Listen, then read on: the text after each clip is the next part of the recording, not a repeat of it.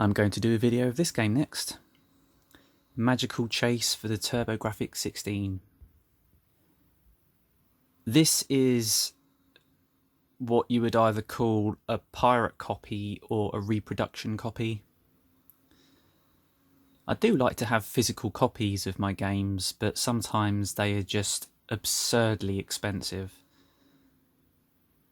So I bought this because it appeared on eBay one day.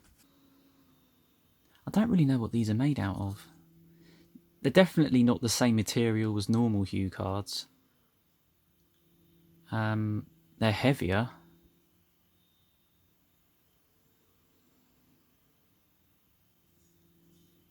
But it's the same size and it works perfectly fine.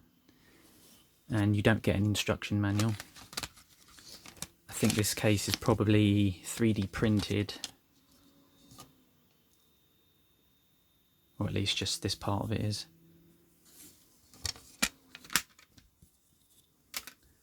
A normal PC Engine case looks like this. You've got the instruction manual, which doubles up as the front cover. A plastic holder for the Hue card. And the Hue card itself is, yeah, this is definitely lighter. And it's made out of plastic.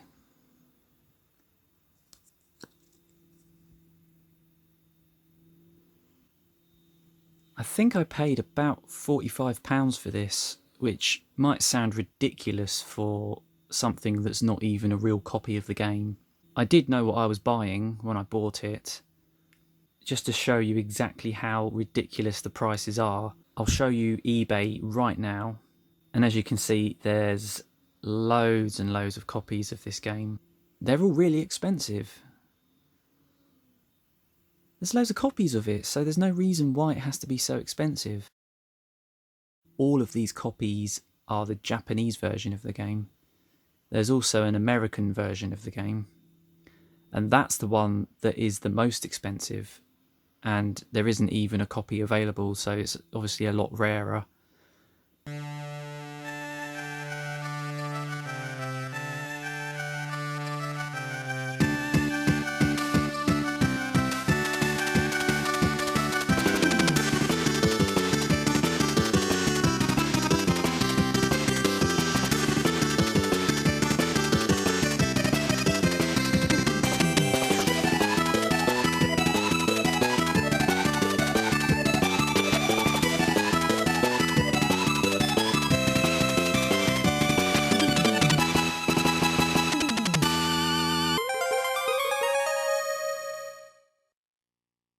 I've been meaning to do a video of this for a long time now.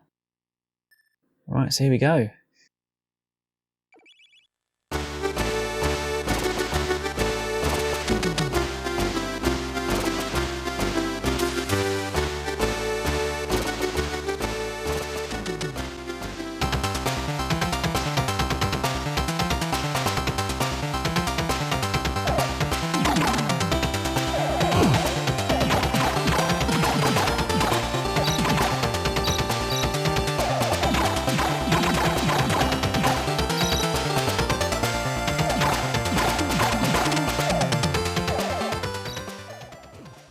This game's got some very nice pixel art, and it's not shy about throwing lots of stuff at you, even on level 1.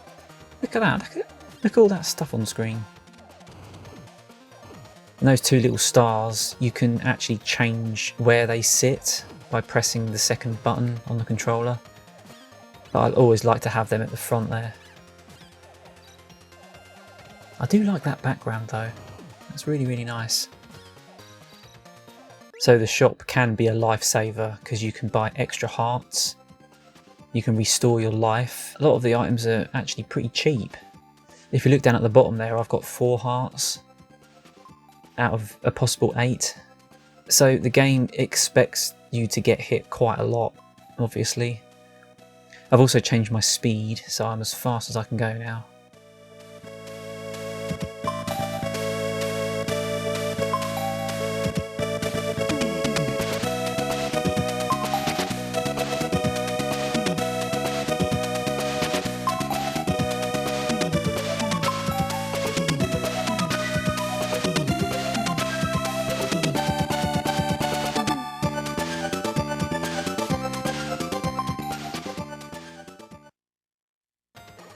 So yeah, I mean, for a shooter, this game's got everything. Lots and lots of action, nice music. I suppose the cutesy look of it is not really for everybody, but it's even got some parallax scrolling in the background, which is not unusual for a 16-bit graphics game, but actually for the PC Engine that is quite unusual.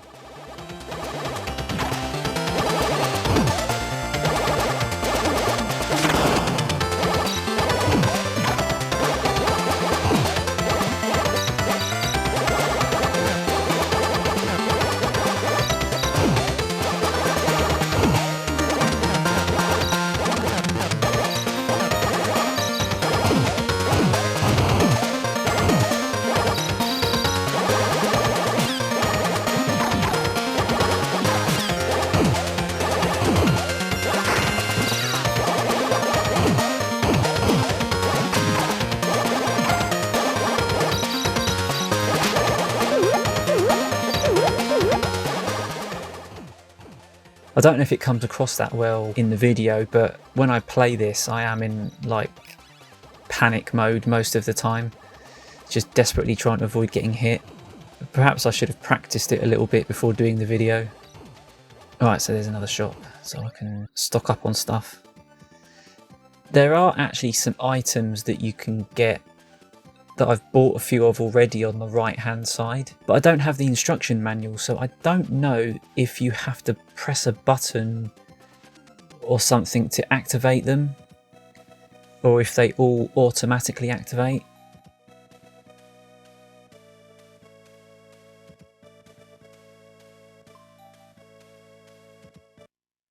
Alright, so this is the first level boss. Quite early on you can tell what the pattern is. It's quite simple, but in practice I find it really difficult to focus on everything on screen at once. So I know what I'm supposed to do, but I still get hit. So it might look cutesy, but it's still a challenging game. It's not for kids.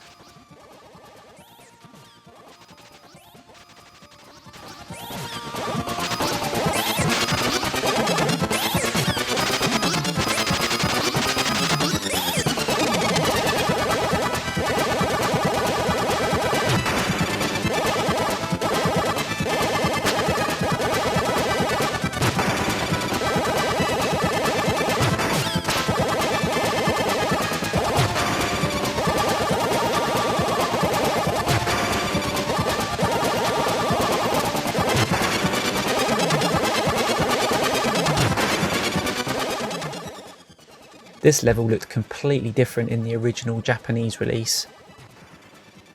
This one I know it's a reproduction, but it is based on the American version of the game, which has got updated graphics. The Japanese version had a kind of Lego brick look on the first stage.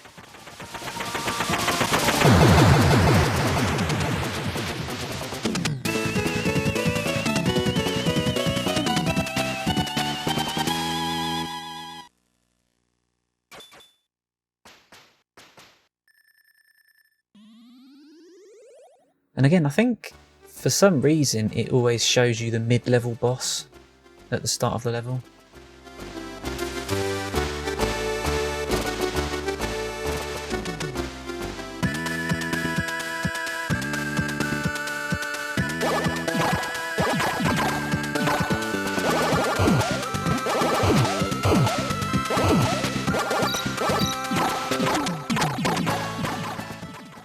Again, that's a really nice background. It's a bit unusual to see that many different greens because I only had a Sega Mega Drive out of the three 16-bit machines. I think the PC Engine is pretty close to the Mega Drive, but it can just put more colours on screen at once. I mean, it can actually put an insane amount of colours on screen at once for a machine like this. 400 or something like that.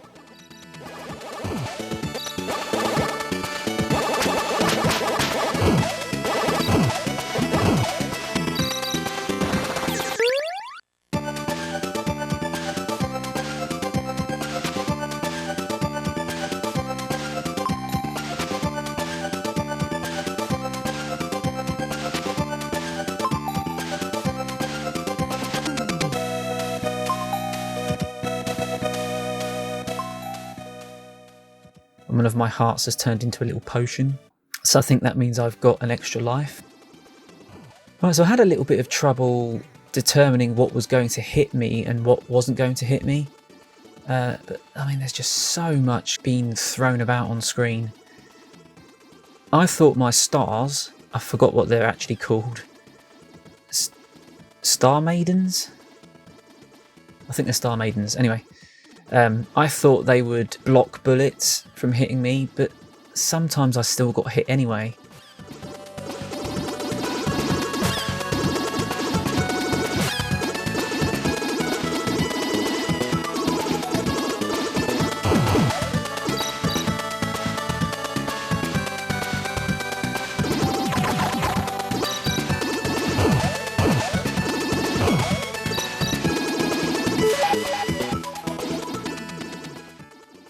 Those things kind of look like Digimon.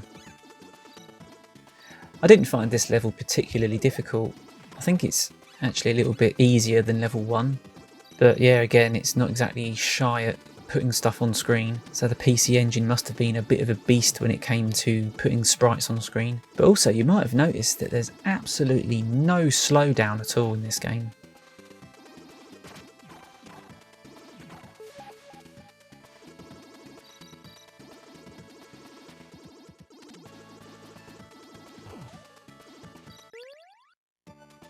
I wonder if that guy's got a name. Okay, the end of level boss.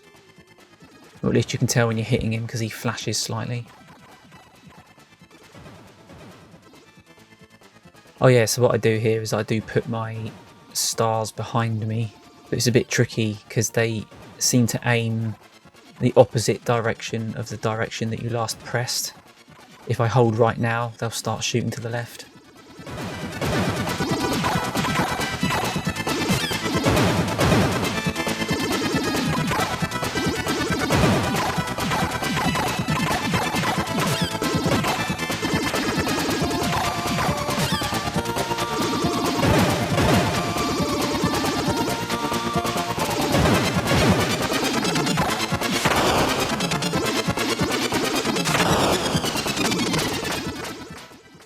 God, this guy is really taking a lot of punishment. Who is this guy? Why is he being so mean? I looked into it a little bit and this game only has 6 levels, so it is really short. It's a very short game.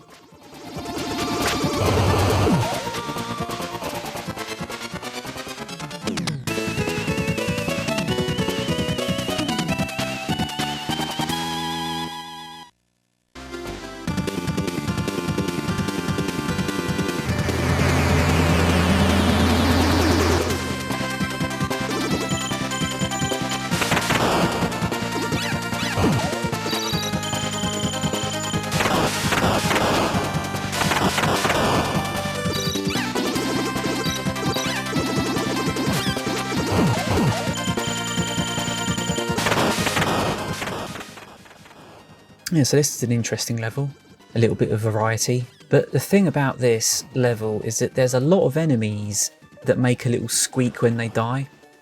And I kept mistaking that for me being hit. So I was getting a bit frustrated thinking that I was constantly getting hit, until I realised that the noise was slightly different to the noise that my character makes. It was slightly different to the noise the little witch makes when she gets hit. The PC Engine doesn't have more than one scrolling layer, so it certainly shouldn't be able to be doing that sort of up and down movement, and the clouds in the background, it really shouldn't be able to do that. But yeah, this game is absolutely manic. There's so much going on.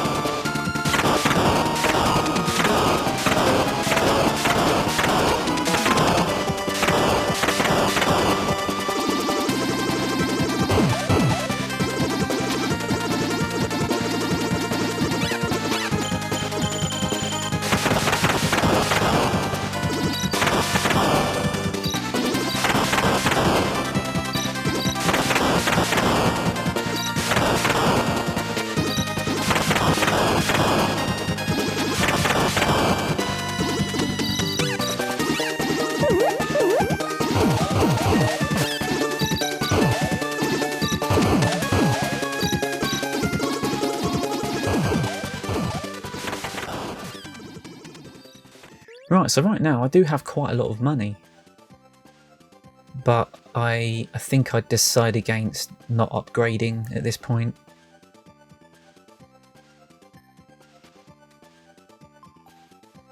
Or do I buy that? Oh, okay, yeah, I do buy that because it makes my Star Maiden's shots a little bit stronger.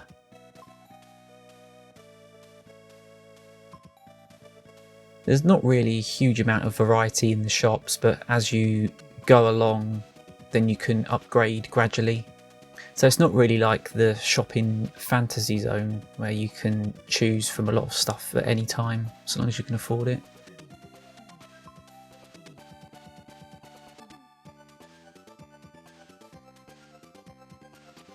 Yeah, this game has really got meticulously designed pixel art. And it plays really smoothly. And the music's really good as well. I mean, like I said before, it's not to everyone's tastes. It does have that Japanese cutesiness to it.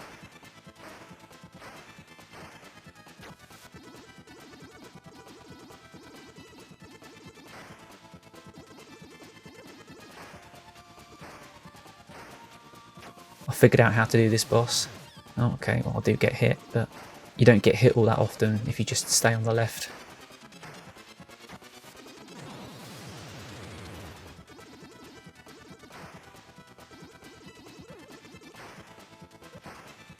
You don't actually have lives in this game. Once you lose all of your hearts, it's a game over straight away. There's no lives in this game. But as you can see there, I've got quite a lot left.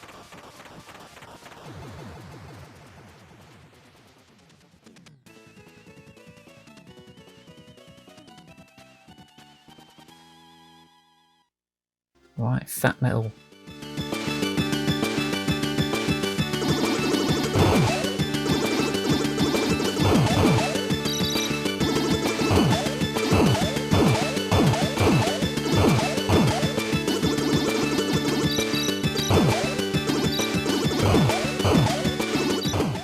And this is the level I always seem to get stuck on. So this is another level that's got some nice parallax effects. Although it does seem to be that same sort of thing the Commodore 64 does sometimes, where you've got a very small repeating pattern and it's not actually a second layer, it's just like an animation, but the animation gives the impression of a different layer.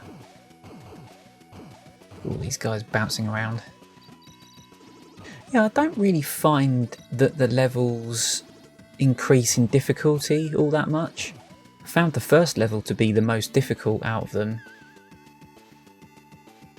Although saying that, I do die on this level. I can see why people like this game. Perhaps it's a little bit overhyped. I mean, it's one of those games where if you knew nothing about the TurboGrafx 16 or the PC Engine, this is one of the games that people would be talking about.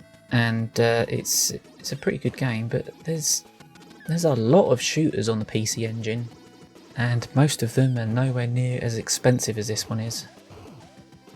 But there is a reason why this is so expensive actually, and I looked into this a little bit before doing this video. But the publisher originally went bust, and they were only able to manufacture a short run.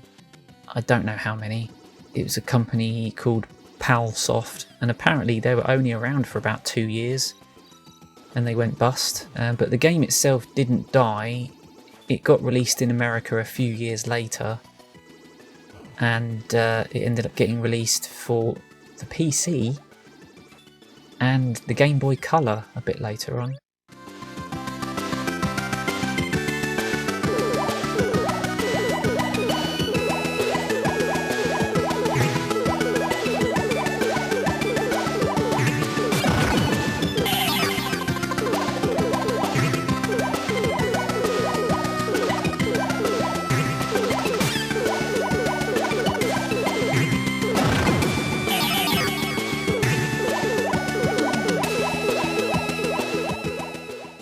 Oh yeah, my capture device just decided that it wasn't plugged in, so I cut the recording there slightly.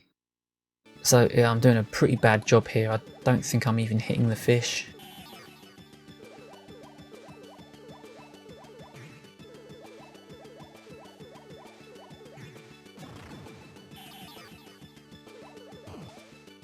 Although he's gone, so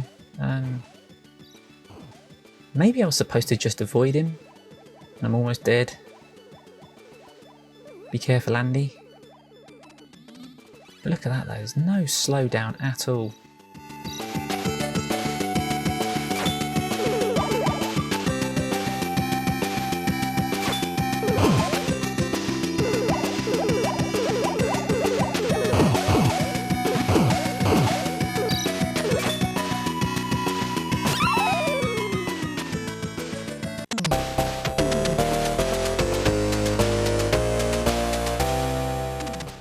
I'll end it there, even though I could continue. So that's a look at Magical Chase for the PC Engine and TurboGrafx 16. I can appreciate the effort they put into it. It looks really nice, it sounds really nice, and it plays pretty well as well.